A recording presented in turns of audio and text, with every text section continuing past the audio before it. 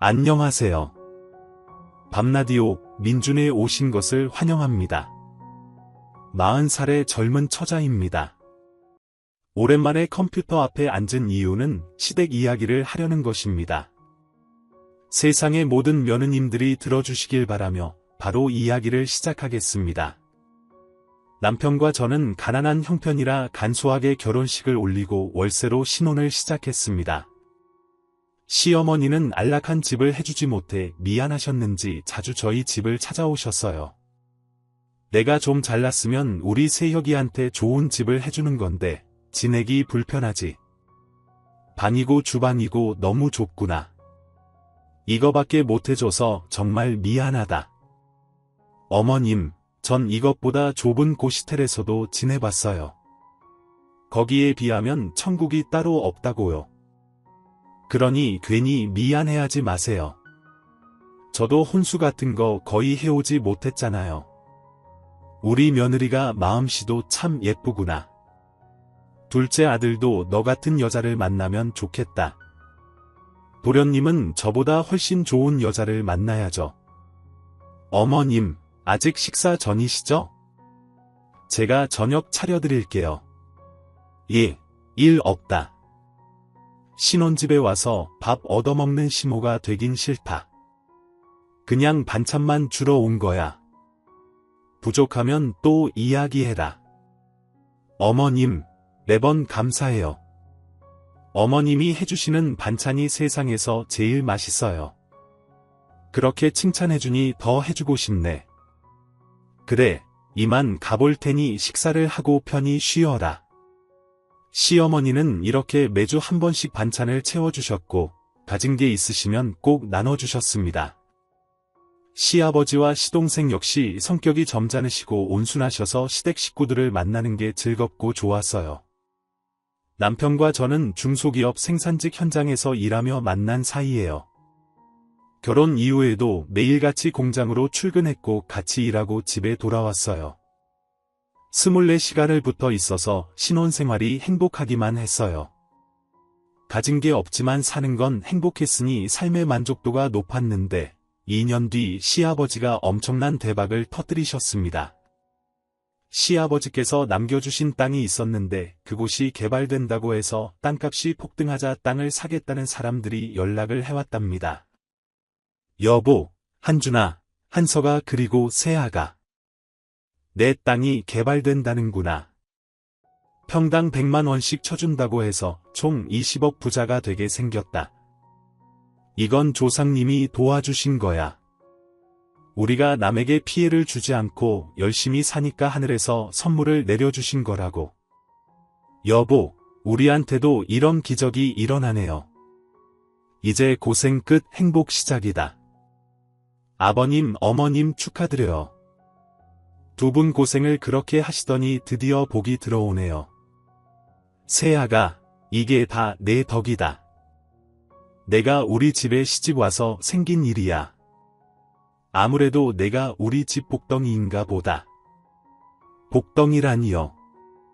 전 그저 한준 씨를 사랑하는 것 말고 한 게 없다고요. 진심으로 축하드려요, 어머님. 제 축하에 이어 남편과 시동생이 축하의 말을 전했습니다. 엄마, 아버지 축하드려요. 앞으로 어떻게 지내실지 계획 세우셨어요? 두 분이 노후를 위해 잘 쓰셨으면 좋겠네요. 엄마, 형수님이 들어와서 이런 대박이 터진 거니까 형수님한테 집 한 채 해드려요. 도련님, 아니에요? 무슨 그런 말씀을. 시동생에게 손사래를 치며 그러지 말라고 했더니 시어머니가 엷은 미소를 지으셨어요. 모든 건 천천히 생각해보자. 우리 식구가 잘 사는 방법을 모의해보고 결정하마. 일단 땅부터 팔고 생각하자. 시부모님은 그렇게 큰 소식을 전하셨고 얼마 뒤 땅을 팔고 20억의 돈을 받으셨어요. 그리고 먼저 주택을 마련하셨어요. 저희가 사는 지역이 지방이라 수도권만큼 비싸지 않아 시부모님은 7억으로 70평 주택을 사셨어요. 저희 부부와 시동생은 당연히 축하드렸고 앞으로 잘 지내시길 바랐어요. 어머님, 아버님, 집이 진짜 좋아요. 마당도 있고 나무도 있고 집안도 호텔 같아요. 너 호텔은 가보고 그런 말 하는 거니? 네, 신혼여행 때 한번 가봤어요. 예, 너무 오버하지 마라. 이런 집에 사니까 체면을 지켜야 하지 않겠니? 그러네요. 제가 너무 호들갑 떨었죠. 시어머니는 땅을 팔고 나서부터 저를 대하시는 게 조금 달라지셨는데 집을 마련하시고 나서는 거의 대놓고 무시하기 시작하셨어요. 예, 넌 마당 좀 쓸어라. 낙엽이 쓸어도 끝이 없네. 그리고 나서 밥 차려라. 한우를 사 왔으니까 잘 준비해라. 한우요? 정말 맛있겠어요. 어머님, 또 체면 지키라고 말한 게 5분이 지났니? 하여튼 빨리 쓸고 들어와라. 저는 마당을 깨끗이 쓸고 시댁 안으로 들어가 주방에서 한우를 보고 엄청 놀랐습니다. 어머님, 이거 이 플레이트네요. 이런 건 처음 먹네요. 촌스럽기는 고기가 다 거기서 거기지 뭘 그렇게 신기하게 보냐? 미디움으로 잘 구워서 한 상 차려봐라. 네, 어머님. 잘 구워볼게요. 저는 고기를 열심히 굽고 식탁에 밥과 반찬을 차렸습니다. 한우를 한 점 먹으려고 했는데 시어머니가 고기를 담은 접시를 저에게서 멀리 떨어뜨리셨어요. 눈치를 보니 제가 먹는 게 아까워서 남편과 시동생 앞에 가져다 둔 것 같았습니다. 이에 저는 멋쩍은 미소를 지으며 말했어요. 저는 고기 굽느라 냄새를 맡아서 그런지 헛배가 부르네요. 아버님, 어머님 많이 드세요. 도련님하고 당신도 많이 먹어. 그러자 남편이 한우 한 점을 잡아서 제 밥그릇 위에 올려줬습니다. 먹어. 굽느라 고생 많았어. 고마워. 시어머니는 저를 날카롭게 쳐다보고 있어서 고기가 코로 들어가는지 입으로 들어가는지 모르겠더라고요. 그래서 고기 맛이 어떤지도 제대로 느끼지 못하고 먹었던 것 같습니다. 시어머니가 조금 변해서 어색하긴 했지만 얼마 지나지 않아 돌아오시겠지 하며 이해하고 있었습니다. 보름 뒤 역시나 시어머니가 저에게 전화를 하셨어요. 세아가, 지금 바쁘니? 내가 지금 너랑 뭘 좀 하고 싶어서 연락했어. 지금 퇴근하는 길이에요, 어머님. 그래, 그럼 내 아들하고 같이 와라. 내가 소개해줄 친구가 있다. 시어머니가 유난히 밝은 목소리로 전화를 하셔서 기쁜 마음으로 달려갔어요. 이윽고 시댁 대문을 열고 들어가자 마당에 귀여운 말티즈 한 마리가 꼬리를 살랑거리며 흔들고 있었습니다. 너희들 왔니? 내가 소개해줄 친구다. 아니, 이제부터 우리 식구지. 뽀삐한테 인사하거라. 진짜 예뻐요. 어머님, 뽀삐야 안녕, 반가워. 내가 내 언니야. 그래, 내가 언니니까 잘 좀 챙겨줘라. 말 나온 김에 우리 뽀삐 산책이나 시키러 가자. 새아기, 너는 봉투 챙겨라. 네? 봉투는 왜요? 뽀삐가 집안에서는 똥을 못 싸. 밖에 나가야만 보리를 보는 녀석이란 말이야. 얼른 챙겨라. 네, 알겠어요, 어머님. 남편은 시댁 안에 들어갔고 저는 봉투를 챙겨서 시어머니의 뒤를 따라 강아지 산책을 갔어요. 이윽고 뽀삐가 똥을 한 덩이 싸자 시어머니가 소리치셨어요. 너 뭐 하고 거기 있니? 빨리 좀 쫓아와라. 여기 똥 치워. 다른 강아지들 보느라 그랬어요. 아이고, 뽀삐가 똥을 참 예쁘게 쌌네요. 저는 냄새나는 뽀삐의 똥을 봉투에 담고 뒤를 따랐습니다. 그런데 뽀삐 이 녀석이 산책을 하며 싼 똥이 어마어마하게 많더라고요. 작은 몸집에서 얼마나 많이 쌌던지 봉투가 묵직했답니다. 그렇게 강아지 산책을 다녀오자 시어머니가 다음 일을 주시더군요. 예, 미지근한 물로 우리 뽀삐 샤워시켜라. 그리고 드라이기로 털 말려주고. 아, 강아지 칫솔도 있으니까 그걸로 양치도 시켜줘. 네, 그걸 저 혼자 다 하라고요? 그럼 저녁 식사는 어머님이 준비하실 건가요? 이런 저택에 사는 내가 주방에 들어가야겠니? 오늘 도우미 아줌마 안 오니까 내가 저녁 차려라. 빨리빨리 움직이면 금방 알 수 있다. 네, 알겠어요. 저는 시어머니가 이렇게까지 심하게 변할지도 상상도 못했습니다.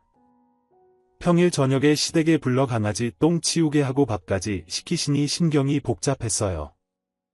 어쨌든 시어머니가 시키는 일이니 강아지를 씻기고 밥을 하려는데 주방에서 남편이 재료를 다듬고 있더라고요. 저는 고마워서 남편 엉덩이를 톡톡 쳐주며 고맙다고 말했습니다. 여보, 고마워. 고맙긴. 같이 준비하자. 저희 둘이 나란히 서서 채소를 다듬고 닭을 씻고 있었는데 시어머니가 남편을 부르셨어요. 한준이, 너 거기서 뭐하냐? 내가 너 주방에서 시다발이 하라고 키웠니? 넌 이제 이 저택에 사는 부자의 장남이야. 그런 위인이 거기서 그러고 있으면 되겠어? 넌 방에 들어가서 좀 누워 있어라. 일이 힘들었을 텐데 좀 쉬라고. 엄마, 냅두세요. 그냥 이거 할래요? 제 아내가 이 집종도 아닌데 왜 혼자 해야 해요? 강아지 똥 치우고 밥하는 사람이 아니라고요. 그의 말에 시어머니가 격불하더니 저를 보고 소리치셨어요. 야, 큰 며느리. 내가 시켰지? 나한테 불만이 있으면 직접 말하지. 왜 내 아들을 시켜서 모자 사이를 어색하게 만들어? 엄마, 그런 거 아니에요. 제가 지키려고 하는 소리예요. 엄마, 돈이 생기고 많이 달라진 거 아세요? 제 아내를 대하는 게 꼭 조선시대 신녀 다루는 것 같다고요. 그러지 말아주세요. 뭐야, 이놈아, 저 팔불출 자식. 그래, 니들 둘이서 오붓하게 밥 차려라. 공장 커플이 아주 잘 어울린다. 그걸 이제 아셨어요? 우린 환상의 커플이에요. 시어머니는 열이 오르신 듯 강아지를 데리고 마당으로 나가셨어요. 저는 남편에게 왜 그렇게 대들었냐고 볼멘 소리를 했습니다. 여보, 왜 어머님한테 대들고 그래? 대들긴 뭘 대들었다고 그래. 당신을 좀처럼 부리는 것 같아서 할 말을 한 것뿐이야. 당신도 엄마가 시키는 거 다 들어주지 마. 나중에 어머님이 나한테 더 심하게 뭐라 하시면 어쩌려고. 그런 게 무서우면 이 험난한 세상을 어떻게 살아가려고 그래. 그냥 한 귀로 흘리든가 똑같이 맞받아치든가 해. 그이는 전적으로 제 편이긴 했지만 이렇게 시어머니 앞에서 대놓고 뭐라 해서 제 입장만 난처해졌답니다. 시어머니와 사이가 조금 안 좋아졌는데 며칠 뒤에 시동생이 좋은 소식을 들고 왔어요. 시댁에 결혼할 여자를 소개해준다고 해서 기쁜 마음으로 남편과 함께 달려갔답니다. 저는 예쁘장하게 생긴 예비 동서에게 반갑게 인사했어요. 반가워요. 저랑 동서지간이 되겠네요. 그런데 동서는 제 손을 무시하더군요. 까칠한 눈빛으로 저를 위아래로 스캔하며 아, 네, 그래요. 형님 되실 분이 이렇군요, 라고 했습니다. 시어머니가 됐다. 그네, 너는 왜 나 되고 그러냐. 가서 밥이나 차려라. 오리 사 놨으니까 백숙이나 해라. 그리고 갈비찜도 하고, 라고 하셨고, 동서가 어머님, 저 파스타도 먹고 싶은데요, 라고 했습니다. 들었지? 파스타도 해라. 동서가 제 인사를 무시한 것도 기분이 안 좋은데 시어머니가 모든 일을 저에게 시켜서 많이 언짢았습니다. 집안 분위기를 망치기 싫었던 저는 조용히 주방으로 갔고 이어서 남편이 따라 들어왔습니다. 여보, 나랑 같이 하자. 기분 안 좋아도 음식에 독은 타지 말기. 독을 타지 말라고, 이 남자야. 내 기분 풀어주려고 별소리를 다 하네. 여보, 내가 옆에서 조수할 테니까 뭐든지 시켜. 알겠어. 그럼 일단 들통에 물 받아줘. 그 이유와 저는 같이 저녁 준비를 했습니다. 저 혼자 했으면 시간이 꽤 오래 걸렸을 텐데 남편이 도와줘서 1시간 만에 다 차렸어요. 그리고 다 같이 식탁에 앉았는데 의자 하나가 부족했습니다. 저는 멀뚱히 서 있었는데 시어머니가 한마디 하셨습니다. 야, 뭘 그렇게 서 있냐? 넌 우리가 밥 다 먹으면 그때 먹어라. 나가서 뽀삐나 산책시켜라. 뽀삐가 이틀 동안 똥을 못 쌌으니까 오래 있다가 들어와라. 네, 뽀삐 산책이요. 어머님, 저도 이 집 식구인데 같이 대화 나누면 안 될까요? 지금 내가 낄 자리가 있어 보이냐? 하여튼 가난하게 살아서 똥인지 된장인지 모른다니까. 야, 앞으로 평생 볼 식구인데 나중에 대화 나눠도 되잖아. 어여 나가서 뽀삐랑 놀다 들어와라. 남편이 한숨을 쉬며 자리에서 일어나려고 하자 제가 그이의 어깨를 누르며 말했습니다.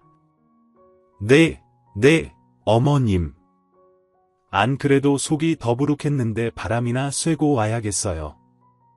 전 뽀삐랑 놀고 올 테니 맛있게들 드세요. 여보, 자기도 많이 먹어. 괜히 일어나지 말고, 알았지? 그이는 화가 난 것 같았지만 애써 참으려고 했어요.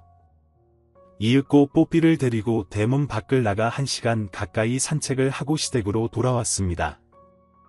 그런데 동서는 식사를 마치고 벌써 나갔더라고요. 더 오래 있으면 몇 마디 대화를 나누고 친해지려고 했는데 그 기회를 다음으로 미뤄야 했죠. 저는 늦은 저녁을 혼자 먹고 있었는데 시어머니가 저에게 흰소리를 하셨어요. 예, 내 동서는 이 동네에서 제일 가는 땅 부잣집 딸이다.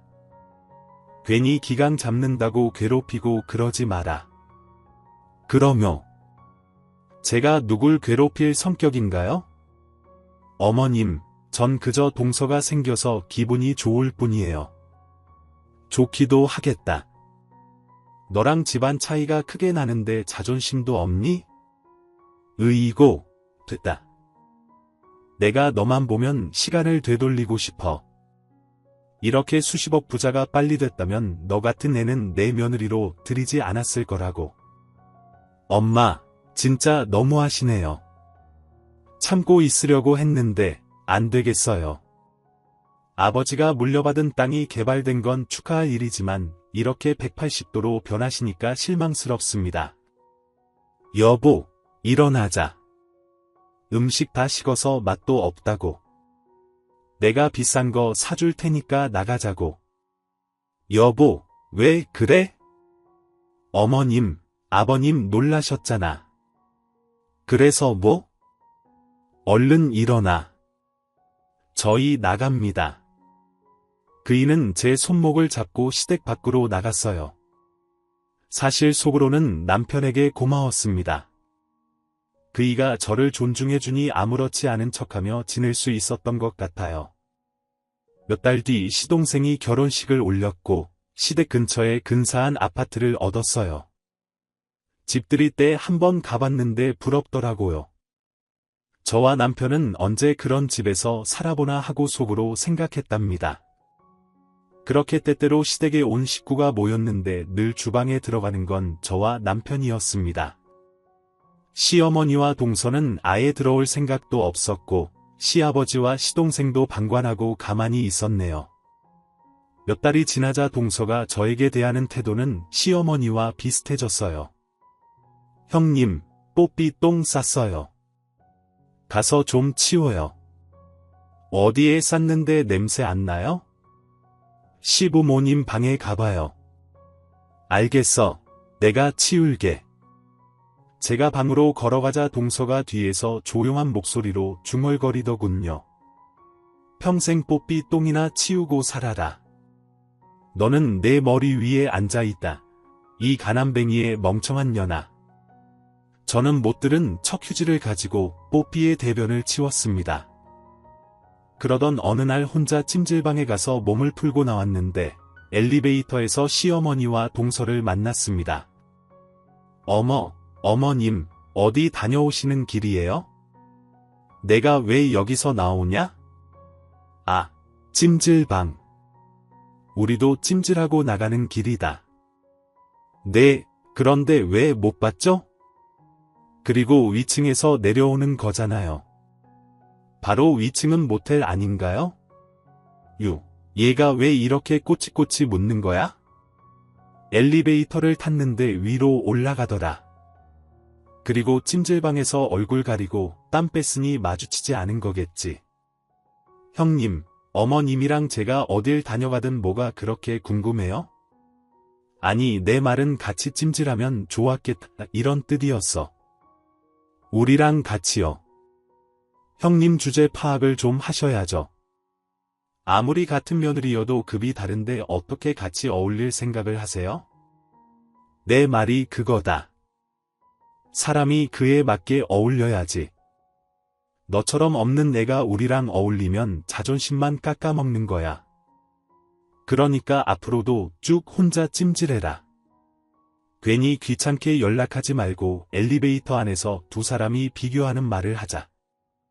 기분이 역시나 좋지 않았습니다. 저는 잘해보려고 하는데 저를 그렇게 싫어하니 더는 노력하지 말고 거리를 둬야겠다 싶었어요. 남편도 시댁에는 특별한 날이 아니면 가지 말자고 해서 한동안 시댁에 발을 들이지 않았답니다. 저희 부부 둘 사이는 금슬이 너무 좋아서 결혼한 지 1년이 지나도 매일 밤이 아주 뜨거웠습니다.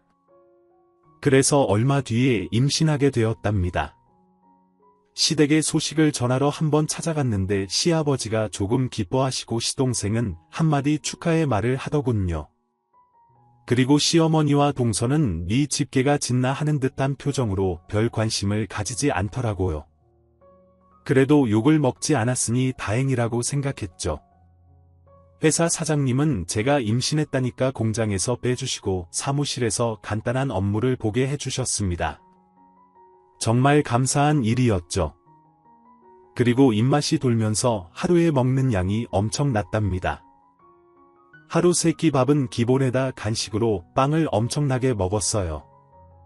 당신 빵순이네 무슨 빵을 그렇게 먹어? 다른 거 먹고 싶은 거 없어 비싼 것 좀 사달라고 해봐. 비싼 거 난 이 빵이 제일 당겨. 다른 건 별로 먹고 싶지도 않아. 곰보빵, 소시지빵, 단팥빵, 슈크림빵 이것들만 보면 환장하겠다니까. 그리고 빵이 싸지도 않아. 내가 먹는 걸 봐봐. 하긴 많이 먹기는 하지. 그래도 다른 거 먹고 싶은 게 생각나면 언제든지 말해. 새벽에도 달려가서 사올 테니까. 우리 남편이 최고네. 고마워. 여보.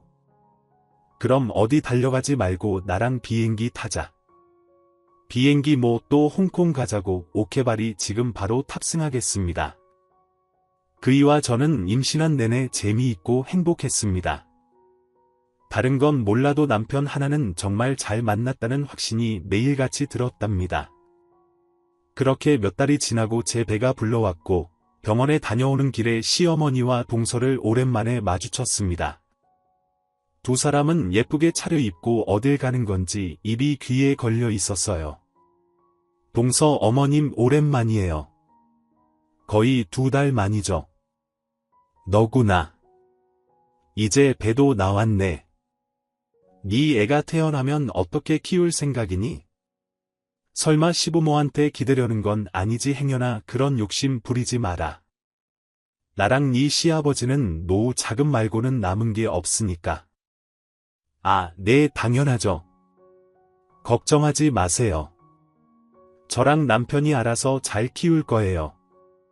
친정 부모님이 아기 봐주신다고 하셔서 어머님을 귀찮게 할 일은 없을 겁니다. 듣던 중 반가운 소리네. 그래도 내가 아주 생각이 없지는 않구나. 시어머니와 대화를 나누자 동서와도 인사를 했습니다. 형님 병원 다녀오는 길인가 봐요. 배가 많이 나오셨네. 응, 동서 오랜만이야. 그런데 어딜 가는 길이길래 어머님이랑 곱게 차려입고 어디 가는 길이야? 그건 형님이 알 필요 없어요. 그냥 좋은데 가는 줄만 아세요. 좋은데, 그렇게 대답하니까 더 궁금해지네. 어머님 좋은데 가시면 저도 데려가 주시면 안 돼요? 내일 모레 애 엄마가 될 애가 아직도 눈치가 그 모양이냐? 으유, 지겨워라. 어머님 원래 없는 사람이 꼭 있는 사람들한테 끼려고 하잖아요. 거지 근성이 있어서 그러는 거니까 가볍게 무시하고 우리 갈 길 가면 돼요. 동서 지금 뭐라고 그랬어? 거지 근성 내가 매번 가만히 있으니까 가만히로 보여. 네, 가만히로 보여요. 아무짝에 쓸데없는 가만히 야 시비 걸지 말고 저리 가라. 집에 가서 빵이나 처먹어라. 어머님 너무하세요. 처음엔 이러시지 않았잖아요. 제가 딸 같다고 하시면서 친절하게 대해주셨잖아요. 얘가 지금 뭐 하는 거야? 누가 내 딸 같다는 거야? 야, 나한테 딸 같은 며느리는 내 옆에 있는 둘째 며느리다. 너는 그냥 됐다. 세아, 가자. 넷 아버님 롱 형님 빵 맞고 빵 터지지 마세요. 두 사람은 저를 실컷 조롱하고 어디론가 걸어갔습니다. 그 순간 분노가 차올라서 바로 집으로 가지 못하고 두 사람을 따라가기로 했어요. 몰래 뭐 하는지 보고 싶더라고요. 왜 그런 행동을 했냐고 물으시면 뭐라 대답할 재간은 없습니다. 아마 뒤에서 반항이 하고 싶었나 봅니다. 저는 소심하게 시어머니와 동서 뒤를 쫓아가는데 두 사람이 향한 곳은 찜질방 건물이었습니다. 지난번에도 이 건물 엘리베이터에서 만난 기억이 떠올랐는데 그때도 옷을 곱게 차려 입고 있었고 화장도 풀 메이크업이었던 것 같았습니다. 아무리 생각해봐도 찜질방에 가는 복장은 아니었죠. 그래서 두 사람이 건물 안으로 들어가 엘리베이터를 탔을 때 몇 층에서 멈추는지 기다려봤어요. 꼭대기층인 모텔에 도착하더군요. 고부간의 모텔에 가는 이유가 뭔지 골똘히 생각해봤는데 아무리 떠올려봐도 해답이 나오지 않았습니다. 그러다 곧 저도 모르게 소름 끼치는 상상을 했습니다. 설마 두 사람이 사랑하는 사이가 아닌가 하는 미친 생각을 했답니다. 어머 미쳤어 내가 무슨 생각을 하는 거야? 설마 두 사람이 저는 머리를 흔들며 생각을 떨치려고 했는데 자꾸 의심이 가서 건물 앞 빵집에 앉아 두 사람이 나오기를 기다렸습니다. 빵을 10개 넘게 먹어가며 유리 너머로 감시하고 있었죠. 두 사람은 2시간 뒤에 모습을 드러냈답니다. 그래서 바로 빵집에서 나와 두 사람의 뒤를 밟았습니다. 이윽고 두 사람의 대화 소리가 들렸어요. 세아가 오늘 진짜 좋았다. 저도요. 어머님 완전 짜릿하고 스릴 있었어요. 우리 내일도 가는 거지. 그럼요. 당연한 말씀을 우리가 이러는 거 내 시아버지랑 네 남편이 모르겠지. 어머님 절대로 들킬 일 없어요. 저만 믿으세요. 그래 우리 사랑스러운 며느리만 믿으마. 그런데 세아가 너 치마가 돌아갔어. 어머 아까 나올 때 대충 입고 나와서 그런가 봐요. 어머님 잠깐 화장실 좀 들렀다 가요. 시어머니와 동서는 의미심장한 대화를 나누더니 공중 화장실에 들어갔습니다. 동서가 치마를 고쳐 입고 나와 백화점 안으로 들어가더군요. 거기부터는 쇼핑하는 것 같아서 미행을 관두고 집으로 돌아갔습니다. 찝찝하긴 하지만 다음에 확실히 알아보기로 했죠. 그런데 그날 이후 제 몸은 점점 더 무거워졌고 외출하는 게 힘들어졌답니다. 그래서 집에 붙어 있었고 특별한 일이 없으면 집 밖을 나가지 않았어요. 몇 달 뒤 저는 사랑스럽고 귀여운 아들을 낳았습니다. 저와 아들 모두 건강하고 무사했답니다. 남편이 옆에 있어서 겁나는 건 없었고 출산 뒤에도 그 이가 저희 수족이 되어줘서 마음 편히 잠을 잘 수 있었습니다. 그리고 아들 낳았다는 소식에 시댁, 그리고 아들 낳았다는 소식에 시댁 식구들이 총출동해 주셨어요. 시아버지는 이제껏 제가 얼굴 중 가장 기뻐하는 표정이었고, 시동생도 조카가 생겼다며 많이 좋아했어요. 형수님 수고 많으셨어요. 조카이가 정말 잘생겼어요. 형수를 똑 닮았다고요? 서방님이 이렇게 웃는 걸 다 보네요. 고마워요. 아버님 손자 어때요? 멋있어요. 그렇고 말고 내 평생 이렇게 잘생긴 애기는 머리털 나고 처음 본다. 우리 아들들이 태어났을 때보다 훨씬 더 기쁘구나. 장하다. 새아가 감사해요. 아버님, 서방님.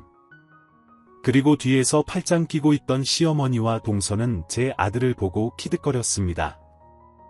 야야, 저게 잘생긴 거냐? 지나가는 개가 웃겠다. 애기가 지 애미를 닮아서 추남이다. 추남 아이고 나는 저런 애기 데리고 길바닥 돌아다니지 못할 것 같다. 저도요. 아버님 저런 못난이를 낳았는데 아버님이랑 제 남편 좀 봐요. 뭐가 좋다고 저러는 건지. 내 말이 나중에 내가 진짜 예쁜 아이를 낳으면 어쩌려고 저러는 거니? 어머님 제가 임신하면 좋겠어요. 뭐 아니 아직은 안 되지. 우리가 요즘 한창 불타오르고 있잖아. 알았어요. 어머님한테 사랑 좀 드리고 나서 나중에 애기 가질게요.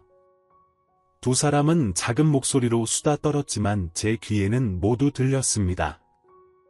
웃고 시아버지가 제 아들을 안고 활짝 웃었습니다. 으르르르 까꿍 여보 우리 손 잡아봐. 큰 손자가 장군감이야. 좀 안아봐. 아 저리 치워요. 못난 일을 왜 안으라고 난리인 거야? 으유 짜증나. 당신 지금 뭐 하는 거야? 우리 장순한테 못난 일하니? 아유 됐어요. 나랑 둘째 새 애기랑 나갈 테니까 남은 식구들끼리 축하하고 지지고 볶다가 오세요. 새아가 나가자.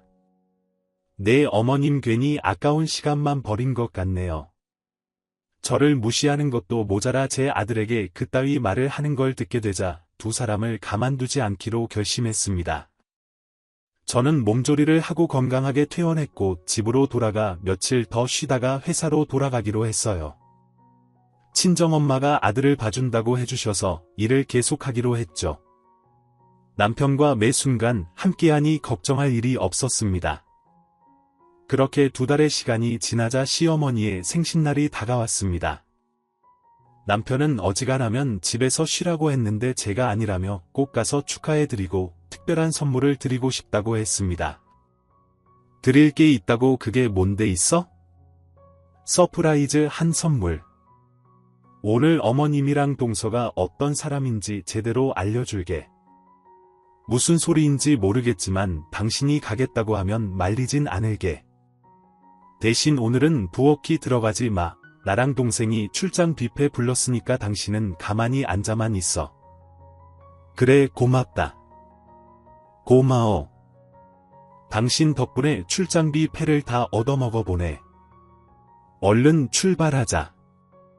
그렇게 시댁에 도착하자 시아버지는 왜 손자를 데리고 오지 않았냐고 아쉬워하셨고 시동생도 조카 주려고 장난감을 샀다며 서운해하더라고요. 그래서 앞으로 자주 볼 수 있게 해드리겠다고 약속하고 자리에 앉았습니다. 시어머니와 동서는 잠시 외출했다며 기다리라고 하더군요. 30분쯤 지나자 시어머니와 동서가 팔짱을 끼고 다정히 들어왔습니다. 어머님, 동서 두 분이 너무 잘 어울려요. 다정하게 팔짱 끼고 있으니까 특별한 사이 같아요. 쟤넨 보자마자 별소리를 다 하네. 그럼 고부간에 다정하게 다니지 싸우면서 다니냐. 어머님 너무 그러지 마세요. 저희 사이가 질투나니까 저러는 거잖아요. 원래 가진 거 없는 사람들이 시샘이 심하잖아요. 저번에 보니까 피해의식도 심하고 애정 결핍도 많아 보이던거려. 하긴 없이 살았으니 그럴 만도 하지. 이야 우리는 오붓하게 앉아서 맛있는 밥 먹자. 어머님. 그런데 주방이 시끄럽네요. 뭐야? 출장 뷔페를 불렀나 봐요. 뭐 출장비 페이게 다 뭐냐? 한준이 내가 부른 거냐? 한석이랑 반반 부담해서 불렀어요. 오늘 허리띠 풀고 제대로 드셔보라고요. 넌 뭐하러 출장 뷔페를 부르냐? 우리 집에 밥할 사람이 없는 것도 아닌데 당장 물러라. 판 깔기 전에 내보내라고. 시어머니가 목청을 높이며 출장비에 나온 조리사들에게 나가라고 했습니다. 다들 놀란 얼굴로 있는데 책임자로 보이는 사람이 환불은 안 된다며 음식값을 받아야 한다고 했어요. 그러자 시어머니가 쌍욕을 하며 치우라고 하더군요. 다들 나가 출장 뷔페 음식이 어떻게 만들어졌는지 알고 먹으라는 거야. 그거 다 조미료 덩어리잖아. 가지고 나가, 무조건 나가. 그러자 책임자가 당황해서 남편과 시동생에게 어떻게 하겠냐고 물었는데 시어머니가 중간에서 무조건 나가라고 소리치는 바람에 방문객들이 언짢은 표정으로 챙겨온 음식을 가지고 퇴장했습니다. 나중에 들었더니 남편이 위약금 20%를 지불했다고 하더군요. 어쨌든 분위기가 그렇게 깨졌는데 시어머니가 저에게 삿대질을 하면서 소리를 질렀습니다. 야, 내가 편하게 있고 싶어서 네 서방 꼬신 거지. 이게 시어미 생일날 날로 먹을 생각이었냐? 애 낳은 게 벼슬인 줄 아나 봐요. 그러니 저렇게 팔자 좋게 앉아 있는 거죠. 야, 너 가만히 있지 말고 빨리 움직여. 내 미역국 끓이란 말이야. 내 어머님 빨리 준비할게요. 최고의 만찬을 차려드릴게요. 너 지금 비꼬는 거냐? 아니요. 진짜 최고의 만찬을 준비할 겁니다. 조금 기다리세요. 그리고 동서 말 그렇게 하는 거 아니야. 아무리 내가 만만해도 이 사람인데 애 낳아서 팔자가 좋다니 사과해 줄래? 뭐가 어째요? 사과 애플 내가 형님 소리 해주니까 윗사람이라고 생각하고 있는 거예요. 어머님 저 짜증 나려고 해요. 어떡하죠? 야, 큰애 사과는 내가 해야지. 너 당장 내 딸 같은 둘째 며느리한테 훈계질을 해. 마음에 안 든다 하니까 갈수록 밉상의 진상이네. 이걸 그냥 확 저는 최고의 만찬을 준비하려고 자리에서 일어났습니다. 먼저 동서와 시어머니한테 사과를 했어요. 어머님, 동서 두 분께 사과드릴게요. 죄송합니다. 그리고 바로 생신상 준비할게요. 진작 그럴 것이지 겨우 이렇게 꼬리를 내릴 거면서 나한테 덤비려고 한 거예요. 참 못났다. 두 사람의 말에 남편은 물론이고 시아버지와 시동생이 모두 인상을 찌푸렸는데 제가 시어머니 생신이니 참아달라고 했습니다. 그리곤 시장을 봐와서 미역국과 잡채, 생선조림, 한우 등등 식탁을 꽉 채웠답니다. 생일 케이크를 가운데 놓고 식구들을 불렀습니다. 모두 식탁으로 오세요. 준비 다 됐습니다. 식구들이 걸어와 식탁에 앉았는데 이번에도 제 자리는 없었습니다. 야, 내 자리 없으니까 넌 바닥에 앉아라. 어머님 뽀삐랑 산책 보내면 되잖아요. 뽀삐가 똥 좀 싸게 해줘야죠. 아니 그 전에 오늘은 뽀삐한테 한우 좀 먹이려고. 야, 뽀삐 그릇에 한우 10점 담아서 바닥에서 먹여라. 형님 우리 집 서열 중 맨 꼴찌네요. 뽀삐보다 못하니까 7이네요. 걔보다 못한 인생이네. 제 꼴을 봐라. 우리 뽀삐가 훨씬 고급지지 않니? 당연하죠. 어머님 뽀삐가 훨씬 고급지고 우월하죠. 형님 바닥에서 뽀삐 한우 잘 먹이세요. 그리고 똥쌀 폼을 잡으면 바로 데리고 나가시고요. 시어머니와 동서를 뺀 식구들은 모두 표정이 불편했습니다. 이에 저는 활짝 웃으며 말문을 열었습니다. 어머님, 동서 제가 두 사람을 위해 서프라이즈 선물을 했는데 받아보시겠어요? 뭐 서프라이즈 그거 일요일에 방송하는 거 아니냐? 어머님 서프라이즈가 놀라운 선물이라는 뜻도 있어요. 아 그렇구나. 그래 서프라이즈인지 뭔지 내놔봐라. 내가 놀라지 않으면 그건 서프라이즈 선물이 아닌 거다. 걱정 마세요. 어머님이 숨을 멈출 정도로 놀라운 선물이니까 텔레비전에서 하는 서프라이즈보다 더 놀라운 선물이라고요? 그럼 다 같이 숫자 좀 세워주세요. 54, 3, 2, 1땡.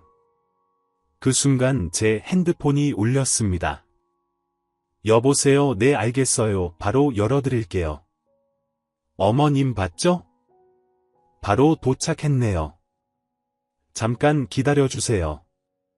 저는 인터폰으로 대문을 열어주었고 서프라이즈 선물을 든 사내 둘이 시댁 안으로 들어왔습니다.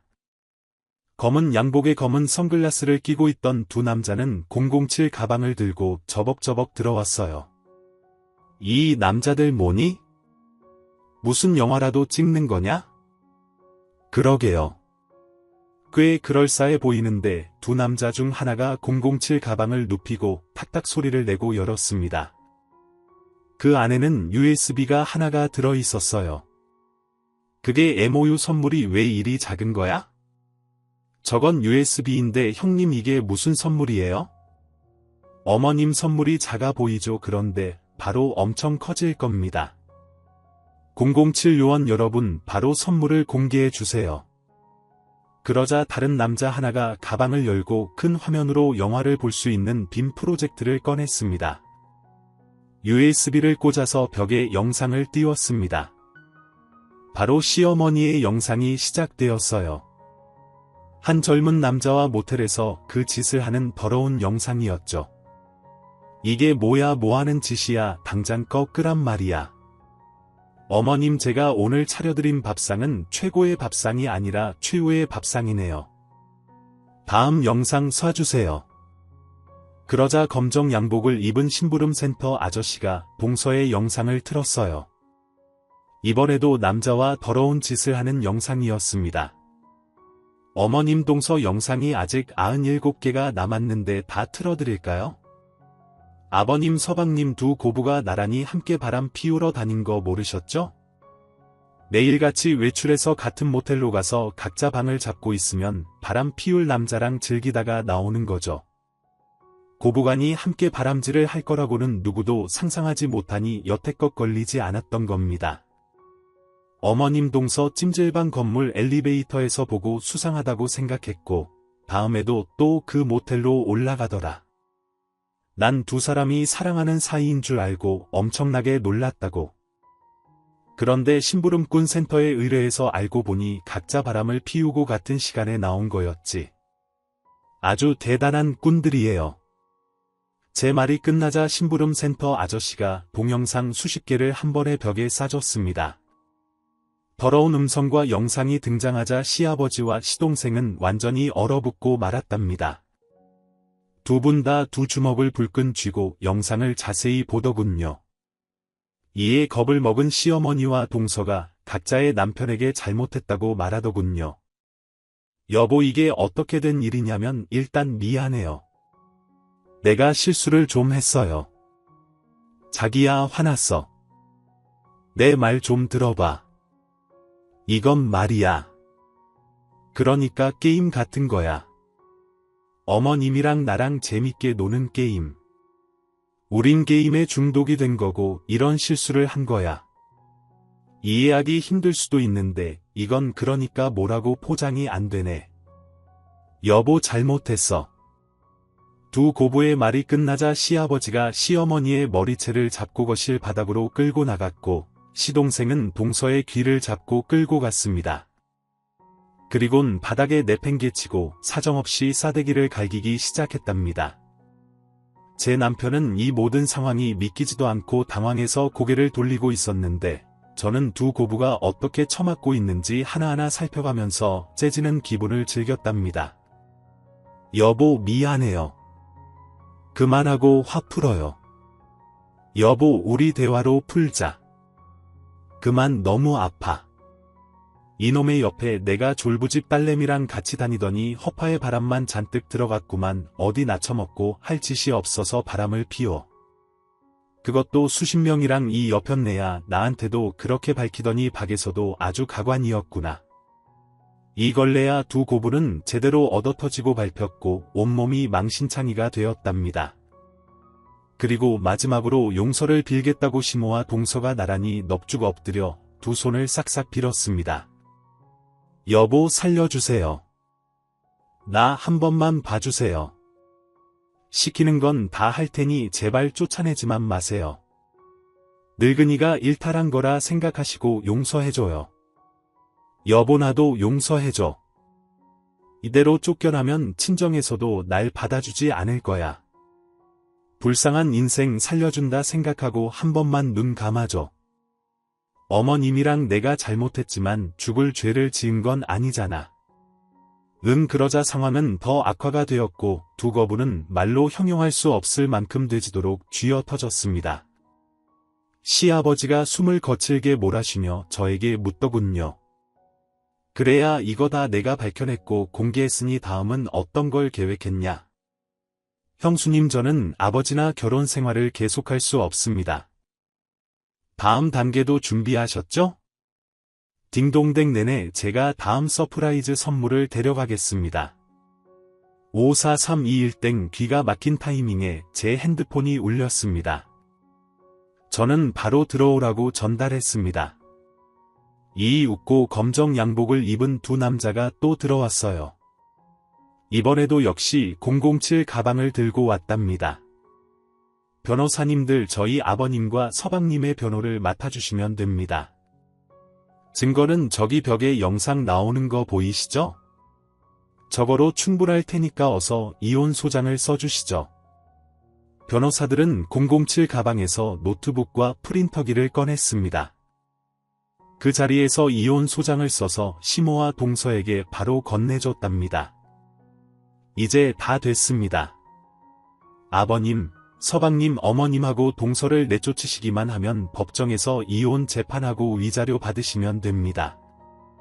너 인연 내가 내 인생을 이렇게 만들어 너 가만두지 않겠어. 이 쓰레기 같은 년 남의 뒤를 켜서 인생 폭망하게 만들어 너 각오하는 게 좋을 거야. 최후의 만찬을 못 먹어서 그런가 두 분 다 혓바닥이 굉장히 기네. 아직도 상황 파악이 안 돼요. 난 아버님과 서방님의 인생을 구해준 사람이에요. 누가 누굴 가만두지 않겠다는 겁니까? 얼른 일어나서 꺼지세요. 내가 오늘 널 끝장내고 나도 터져버리겠다. 시어머니가 저에게 달려들자 시아버지가 한 방에 시무를 넘어뜨렸습니다. 또 동서가 바닥을 기어 제 다리를 잡으려고 하자 시동생이 잡아 던져버렸네요. 이렇게 몸도 마음도 만신창이가 된 두 고부는 그대로 시댁에서 쫓겨나게 되었습니다. 그리고 저와 남은 식구들은 다시 식탁 앞에 앉아 식사를 시작했답니다. 최후의 만찬이 아닌 남아있는 식구들의 최초 만찬이 되었어요. 그렇게 몇 주 뒤에 시부와 시동생이 이혼 재판을 받게 되었습니다. 시어머니는 그동안 수십 년간 살림한 이유로 위자료를 주지도 받지도 않고 몸만 나가라고 판결이 났고 동서는 위자료를 꽤 많이 주고 이혼당했답니다. 두 여자는 제 기억에서 끝이 나는 것 같았습니다. 시아버지는 마음에 상처가 있는 데다 더는 동네에서 살고 싶지 않다며 집을 저희 부부 명의로 돌려주시고 시골로 떠나시기로 했어요. 고향에 가서 조용히 살고 싶다 하셔서 말리지 않았답니다. 그리고 시동생은 신혼집을 팔고 조금 더 큰 도시로 가서 혼자 살기로 했어요. 두 분 다 새롭게 시작하고 과거를 잊고 싶어서인지 살던 곳에서 멀리 떠났답니다. 결국 저택의 주인은 제가 되었고 뽀삐는 제 애완견이 되었어요. 몇 년 동안 이를 갈고 있다가 복수를 했더니 이런 승리를 만끽하게 되었네요.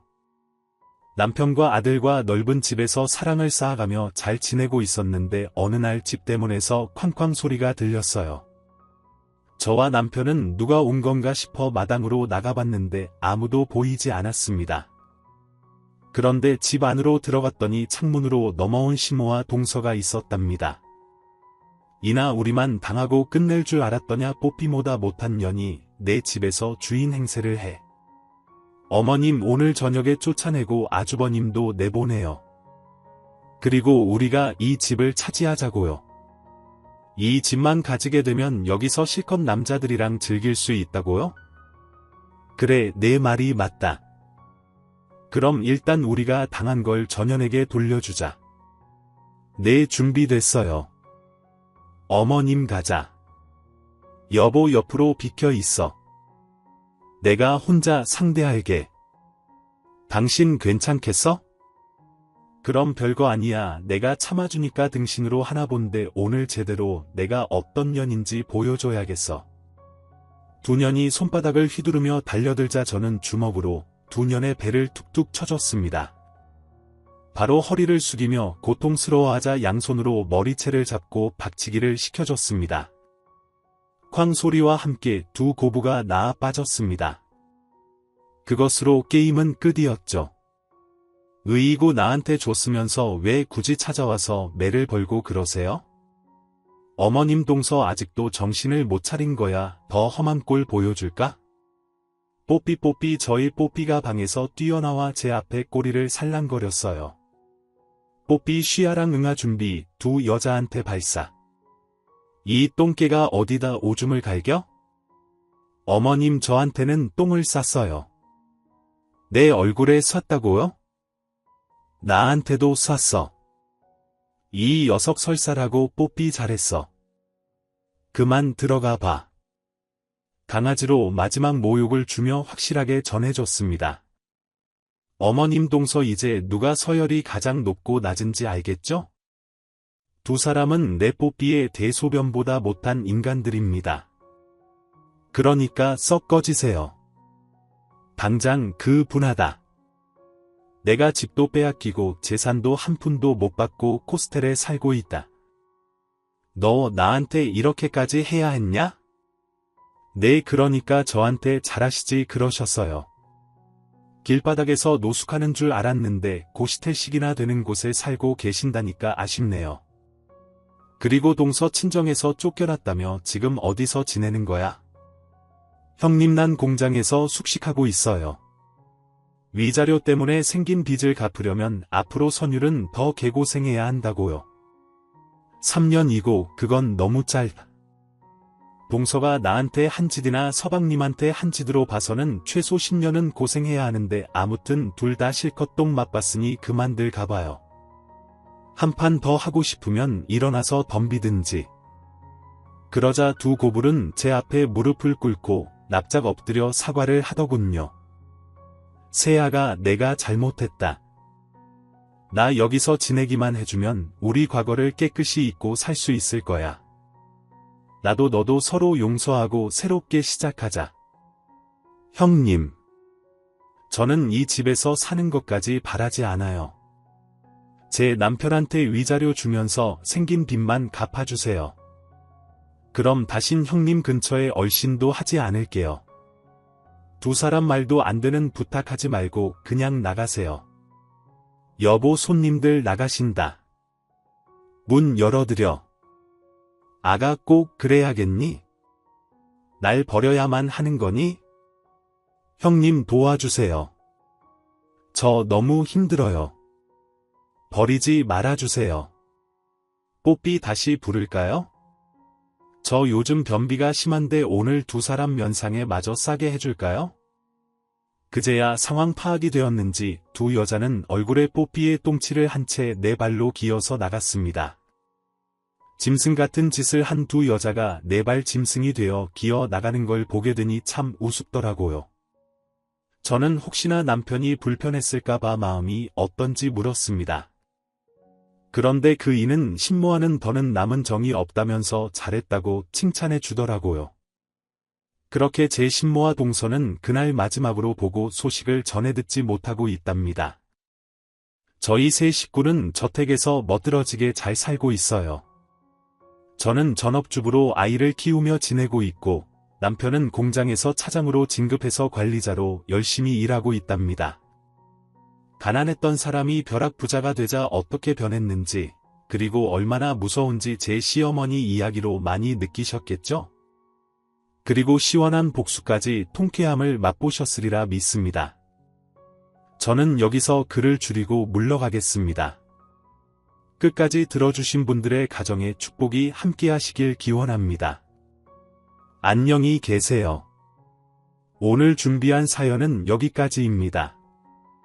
재미있게 들으셨다면 구독과 좋아요, 알림 설정까지 눌러주세요. 그럼 저는 다음 사연으로 찾아뵐게요. 오늘도 건강하고 행복하세요.